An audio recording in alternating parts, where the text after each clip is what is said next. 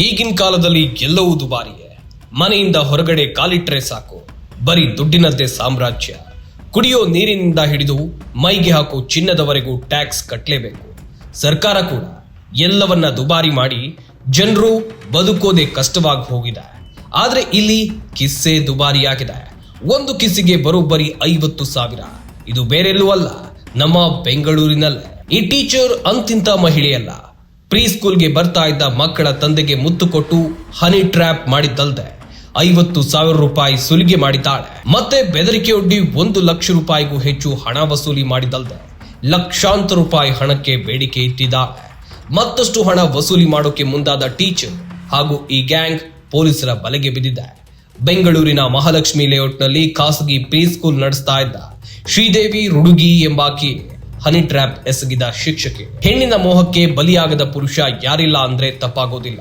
ಅದರಲ್ಲೂ ಬಳುಕುವ ಬಳ್ಳಿಯಂತೆ ಸೌಂದರ್ಯ ಹೊದ್ದ ಮಹಿಳೆ ಬಲೆಗೆ ಬಿದ್ದವರಂತೂ ಕತೆ ಮುಗಿದೇ ಹೋಯ್ತು. ಅದೇ ರೀತಿ ಬೆಂಗಳೂರಿನ ಉದ್ಯಮಿಯೊಬ್ಬರು ಸುರಸುಂದರಿಯ ಬಲೆಗೆ ಬಿದ್ದು ಲಕ್ಷಾಂತರ ರೂಪಾಯಿ ಹಣ ಕಳೆದುಕೊಂಡಿದ್ದಾರೆ. ಈ ಕೇಸ್ ಏನು ಅಂತ ನೋಡ್ತಾ ಹೋಗೋದಾದ್ರೆ, ಆರೋಪಿ ಶ್ರೀದೇವಿಗೆ 2023ರಲ್ಲಿ ರಾಕೇಶ್ ಎಂಬ ಉದ್ಯಮಿಯೊಬ್ಬನ ಪರಿಚಯ ಆಯಿತು. ಆತ ಕೋಟಿ ದುಡ್ಡು ಇದ್ದವ. ಆತ ತನ್ನ ಮಕ್ಕಳನ್ನ ಪ್ರೀ ಸ್ಕೂಲ್ಗೆ ಡ್ರಾಪ್ ಮಾಡೋಕೆ ಬರ್ತಾ ಇದ್ದ. ಈ ವೇಳೆ ಇಬ್ಬರಿಗೂ ಪರಿಚಯವಾಗಿ ಶ್ರೀದೇವಿ ಹಾಗೂ ರಾಕೇಶ್ ನಡುವೆ ಸಲುಗೆ ಬೆಳೆದಿದೆ. ಸಲುಗೆ ಬೆಳೆಸಿ ಸುತ್ತಾಟ ನಡೆಸಿದ್ರು.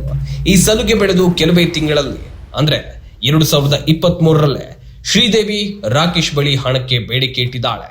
ತಾನು ದೊಡ್ಡ ಕಷ್ಟದಲ್ಲಿದ್ದೇನೆಂದು ಹೇಳಿಕೊಂಡು 2 ಲಕ್ಷ ರೂಪಾಯಿ ಸಾಲ ಬೇಕಂತ ರಾಕೇಶ್ಗೆ ಬೇಡಿಕೆ ಇಟ್ಟಿದ್ದಾಳೆ. ರಾಕೇಶ್ ಇವಳ ಬಣ್ಣದ ಮಾತಿಗೆ ಮರಳಾಗಿ 2 ಲಕ್ಷ ರೂಪಾಯಿ ನೀಡಿರ್ತಾನೆ. ದುಡ್ಡನ್ನ ವಾಪಸ್ ಕೇಳಿದಾಗ 2024ರ ಜೂನ್ನಲ್ಲಿ ಕೊಡೋದಾಗಿ ಹೇಳ್ತಾಳೆ. ಇಲ್ಲ ಅಂತ ಹೇಳಿದ್ರೆ ಮಕ್ಕಳ ಶಾಲೆ ಫೀಸ್ ನಲ್ಲಿ ವಜಾ ಮಾಡಿ ಕೊಡೋದಾಗಿ ಹೇಳ್ತಾಳೆ. ಇದಾಗಿ ಕೆಲವೇ ದಿನಗಳಲ್ಲಿ ಶ್ರೀದೇವಿ ತಮ್ಮ ತಂದೆಯ ಕಾಲಿನ ಆಪರೇಷನ್ಗೆ ಹಣ ಬೇಕಂತ ಮತ್ತೆ 2 ಲಕ್ಷ ರೂಪಾಯಿ ಕೇಳ್ತಾಳೆ. ಆಗಲೂ ರಾಕೇಶ್ ಮರುಳಾಗಿ ದುಡ್ಡು ಕೊಟ್ಟಿರ್ತಾನೆ. ಈ ದುಡ್ಡಿನ ವ್ಯವಹಾರದಿಂದಲೇ ಇಬ್ಬರ ನಡುವೆ ಸಲಿಗೆ ಹೆಚ್ಚಾಕಿ ಬೆಂಗಳೂರಿನಲ್ಲಿ ಸುತ್ತಾಡೋಕೆ ಶುರು ಮಾಡ್ತಾರೆ. ರಾಕೇಶ್ಗೆ ಮದುವೆಯಾಗಿ 3 ಮಕ್ಕಳಿದ್ರು.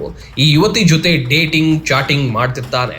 ಅದಕ್ಕಾಗಿ ಹೆಂಡತಿಗೆ ಗೊತ್ತಾಗದಂತೆ ಮತ್ತೊಂದು ಸಿಮ್ ಕೂಡ ಇಟ್ಕೊಂಡಿರ್ತಾನೆ. ಅಷ್ಟೇ ಅಲ್ಲ, ವಾಟ್ಸ್ಆಪ್ ಚಾಟ್ ಹಾಗೂ ವಿಡಿಯೋ ಕಾಲ್ ಕೂಡ ಮಾಡ್ತಿರ್ತಾನೆ.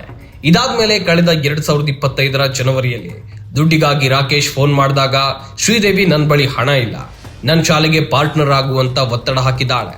ಅಲ್ಲದೆ ವಾಟ್ಸ್ಆಪ್ನಲ್ಲಿ ನಾನು ನಿನ್ನ ಜೊತೆ ಮಲಗ್ತೇನೆ, ನೀನು ನನಗೆ ದುಡ್ಡು ಕೊಡು, ಇಬ್ರು ರಿಲೇಶನ್ಶಿಪ್ ನಲ್ಲಿ ಇರೋಣ ಅಂತ ಹೇಳಿದ್ದಾಳೆ. ಆದ್ರೆ ರಾಕೇಶ್ ಇದಕ್ಕೆ ಒಪ್ಪಿರೋದಿಲ್ಲ. ಆದ್ರೆ ಜನವರಿ 12ರಂದು ಶ್ರೀದೇವಿ ರಾಕೇಶ್ನ ಭೇಟಿ ಮಾಡಿ ಕಿಸ್ ಕೊಟ್ಟು ಬಣ್ಣದ ಮಾತುಗಳನ್ನಾಡಿ ಒಂದು ಕಿಸ್ಗೆ ರಾಕೇಶ್ನಿಂದ 50,000 ರೂಪಾಯಿಯನ್ನ ಪಡೆದಿದ್ದಾಳೆ. ಈ ಕಿಸ್ ಕೊಟ್ಟಿದ್ದನ್ನ ಶ್ರೀದೇವಿ ರೆಕಾರ್ಡ್ ಕೂಡ ಮಾಡಿಕೊಂಡಿರ್ತಾಳೆ. ಆದ್ರೆ ಕಳೆದ ತಿಂಗಳು ಮಾರ್ಚ್ನಲ್ಲಿ ರಾಕೇಶ್ ಶಾಲೆ ಬಳಿ ಮಕ್ಕಳ ಅಡ್ಮಿಷನ್ ಬಗ್ಗೆ ಮಾತನಾಡೋಕೆ ಹೋದಾಗ ಶ್ರೀದೇವಿ ಇಬ್ಬರು ವ್ಯಕ್ತಿಯೊಂದಿಗೆ ಶಾಲೆಯಲ್ಲಿರ್ತಾಳೆ. ಇಬ್ಬರ ಹೆಸರು ಗಣೇಶ್ ಹಾಗೂ ಸಾಗರ್. ಆಗ ಆರೋಪಿ ಗಣೇಶ್ ರಾಕೇಶ್ಗೆ ಸಾಗರ್ನನ್ನ ತೋರಿಸಿ ಧಮಕಿ ಹಾಕಿದ್ದ. ಸಾಗರ್ ಜೊತೆ ಶ್ರೀದೇವಿಗೆ ಎಂಗೇಜ್ಮೆಂಟ್ ಆಗಿದೆ, ಆದ್ರೆ ನೀನು ಆಕೆ ಜೊತೆ ಮಜಾ ಮಾಡ್ತಿದ್ಯಾ, ಈ ವಿಚಾರವನ್ನ ಶ್ರೀದೇವಿಯ ತಂದೆ ಹಾಗೂ ನಿನ್ನ ಹೆಂಡತಿಗೆ ತಿಳಿಸ್ತೇನಂತ ರಾಕೇಶ್ಗೆ ಬ್ಲಾಕ್ ಮೇಲ್ ಮಾಡಿದ್ದಾನೆ. ಪೊಲೀಸ್ ಠಾಣೆಗೆ ಹೋಗೋಣ ಅಂತ ರಾಕೇಶ್ನ ಕಾರಲ್ಲಿ ಎಲ್ಲರೂ ಹೋಗಿದ್ದಾರೆ. ಆದ್ರೆ ದಾರಿ ಮಧ್ಯದಲ್ಲಿ ಕಾರು ನಿಲ್ಲಿಸಿ ನಮ್ಮ ಬಳಿ ನೀನು ಶ್ರೀದೇವಿಗೆ ಕಿಸ್ ಕೊಟ್ಟ ವಿಡಿಯೋ ಇದೆ, ಇದನ್ನ ಡಿಲೀಟ್ ಮಾಡೋಕೆ 1 ಕೋಟಿ ಹಣ ಕೊಡು ಅಂತ ಕೇಳ್ತಾರೆ. ಆಗ ರಾಕೇಶ್ ನನ್ನ ಬಳಿ ಅಷ್ಟು ಹಣ ಇಲ್ಲ ಅಂತಾನೆ. ಈ ವೇಳೆ ವಾದ ನಡೆದು 20 ಲಕ್ಷ ಹಣ ನೀಡೋಕೆ ರಾಕೇಶ್ ಒಪ್ತಾನೆ. ಈ ವೇಳೆ 1,90,000ವನ್ನ ಮುಂಗಡವಾಗಿ ನೀಡಿ ಅವರಿಂದ ತಪ್ಪಿಸಿಕೊಳ್ತಾನೆ. ಇದಾಗಿ 1 ವಾರಕ್ಕೆ ಶ್ರೀದೇವಿ ರಾಕೇಶ್ಗೆ ಮತ್ತೆ ಫೋನ್ ಮಾಡಿ 5 ಲಕ್ಷ ಹಣ ಕೊಡುವಂತೆ ಡಿಮ್ಯಾಂಡ್ ಮಾಡ್ತಾಳೆ.